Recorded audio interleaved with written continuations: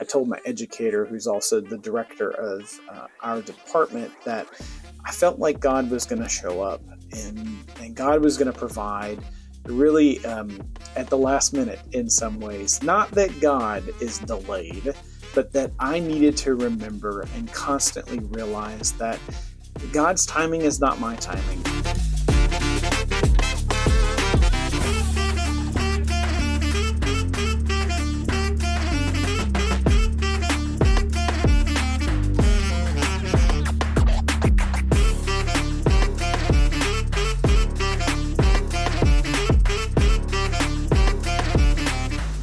Well, good morning. I want to thank you so much for being with me today. My name's Bobby Fleck. I am a chaplain resident at a Level 1 Regional Trauma Center, nearing the end of a year-long Clinical Pastoral Education residency program. That's the chaplain training program at the hospital. And I want to invite you to come along with me on an on-call shift. I've got some really important and big news for me that I get to share in this video, so stay tuned. Let's see what today's going to be like.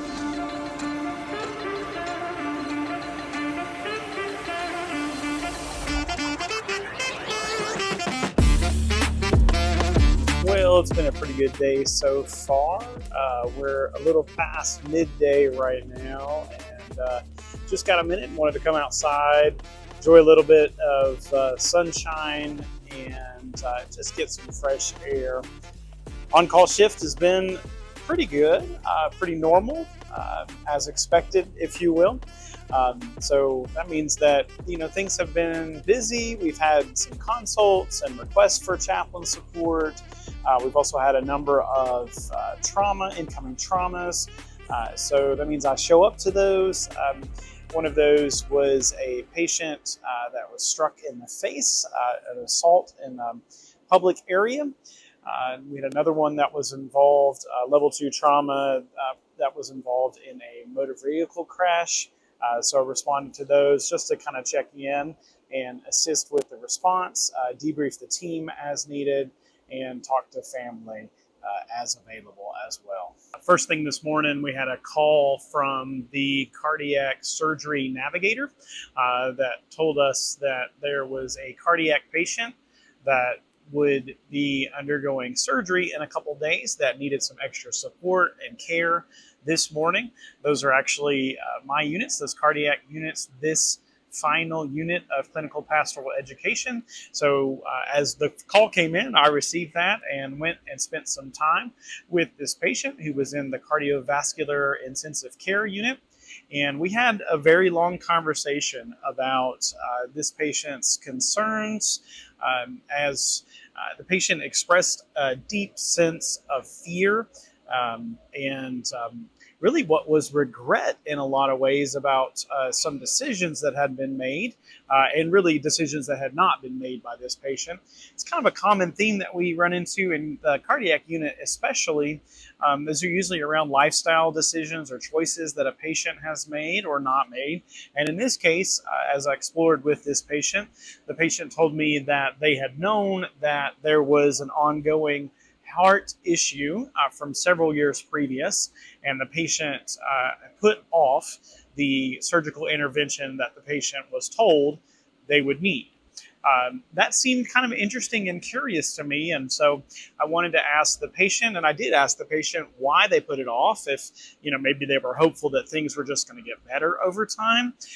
But no, with this particular patient, I was told by the patient themselves that they put off surgery because they just didn't really want to address the issue. They didn't want to face what was going on and have to undergo surgery. That sounded just a little bit unexpected to me. So as I was exploring with this patient, I wanted to know, I was wondering if they would tell me where'd that come from. And so for this patient, they were really concerned about the recovery after surgery and how that would impact their life, their quality of life, the recovery process. And so there was a great sense of fear and and really like doom and despair, which was a little bit out of place because this patient was so young. They're in their late 30s, which is my age, and for them to be so terrified about the recovery process, I wondered if there had been someone in this person's life that had experienced open heart surgery before. And sure enough, as I asked this patient, there was a close family member to the patient that had experienced recovery after surgery, and it took them greater than 6 months to recover. And for this patient, they had known about this family member. They spent time with this family member, were close to them. And so the fear that the patient had associated with their own surgery was connected to this family member's experience years prior to their experience with surgery, the other family member's experience with surgery and recovery, really. This patient is in maintenance and stocking at a large retail store, and they were greatly concerned about how recovery from surgery would affect their ability to go back to work. As I was, kind of peeled back the layers on this patient's concern, it was really helpful to them, I think, in some ways to identify that, there's some healthy amount of fear and respect that's going on with the seriousness of surgery, and maybe some of regret and despair associated with, why didn't I address this earlier, or I knew it was going to be so bad. And so that confirmation bias that I knew it was going to be bad, and so now it is bad in their life. Really, my role in that is to kind of peel back those layers and help the patient see, the source of the concern, the source of the deep emotion that's going on. But my job isn't necessarily to solve it or fix it. That's the patient's role. That's their job, is to address that concern for themselves. But maybe through exposing some of that and thinking through, here's really what's going on, we're able to really target the issue, and so the patient can begin to address and really deal with the effects of what's going on, and be able to approach surgery with a healthy respect and a healthy fear, and be able to go into the recovery process post-surgery as well. So share that information with the nurse and nurse practitioner and surgeon, who, along with myself, will help support this patient in their surgery preparation process, and then ultimately in the post-surgery healing and recovery process as well. So that's a little bit of what my day has been like so far. We've got a lot more things that will happen this day, I'm sure. We've got several more hours on this on-call shift, as well as some really important changing information for me that I want to share with you as well.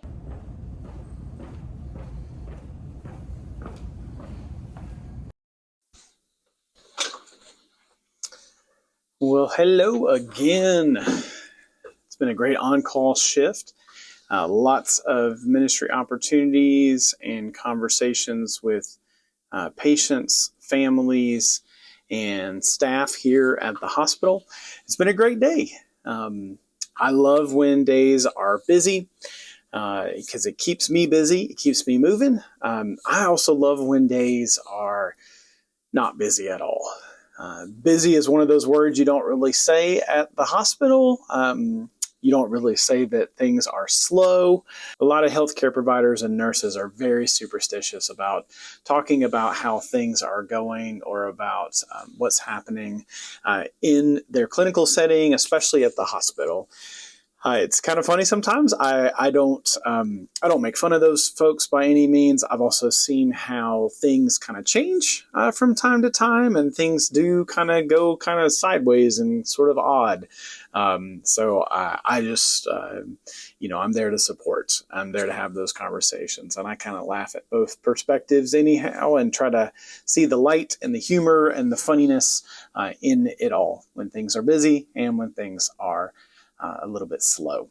The big news. I know you might be on the edge of your seat a little bit, wondering about what the news is that I would share, and it is simply this. I received news last week, Friday morning. Today is Monday. I received news at the end of the week that I was offered a full-time staff chaplain position as the chaplain of the Palliative care program at the same hospital that I'm currently serving as a resident chaplain. I am so excited. I cannot tell you just how incredibly joyful and proud and excited I am. Proud of myself and the work that I've put in, but just incredibly grateful for the opportunity to be able to continue to serve at this place. I felt called to stay here.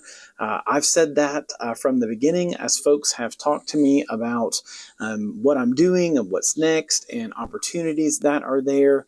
I've said from the beginning that I really wanted to stay at this place. I felt God leading me, calling me, urging me to stay here.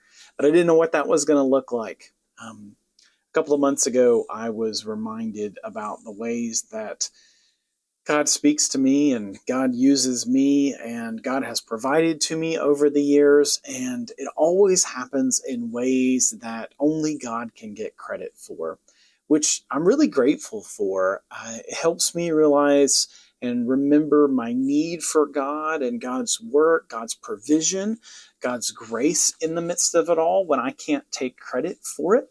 Sure, I do my part. I work hard and I study hard and I learn.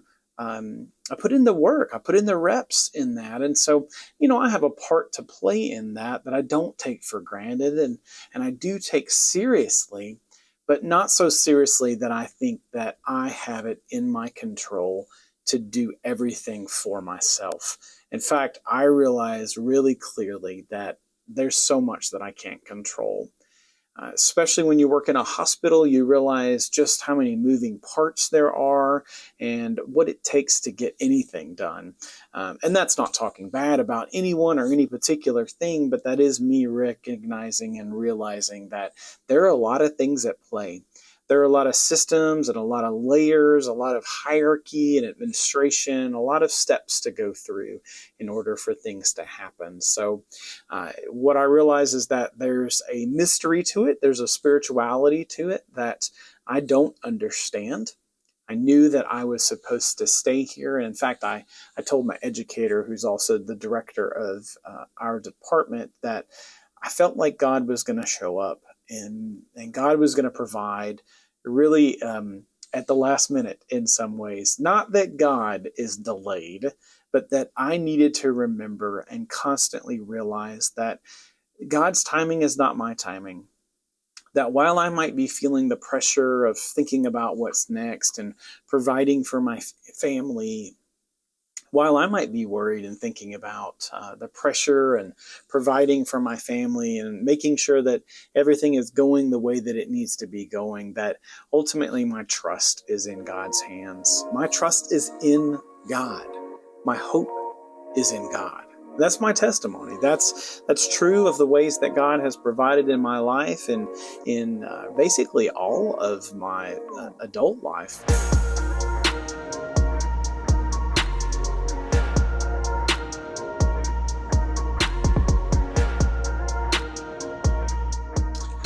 Had a call that I needed to go to, but just wanted to come back and talk a little bit more about the ways that God has showed up in my life and ways that I can't take credit for.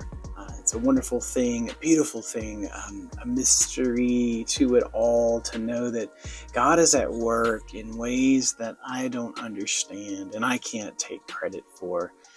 I'm grateful for that because in many ways it reminds me of my need for God and my dependency on God, which speaks a lot to my theology and my understanding of what it means to follow Jesus and walk in faith and really understand how God works in this world. And I know I use the word understand, but in ways not understand, in ways trust. And deeply, deeply depend on God's movement in this world.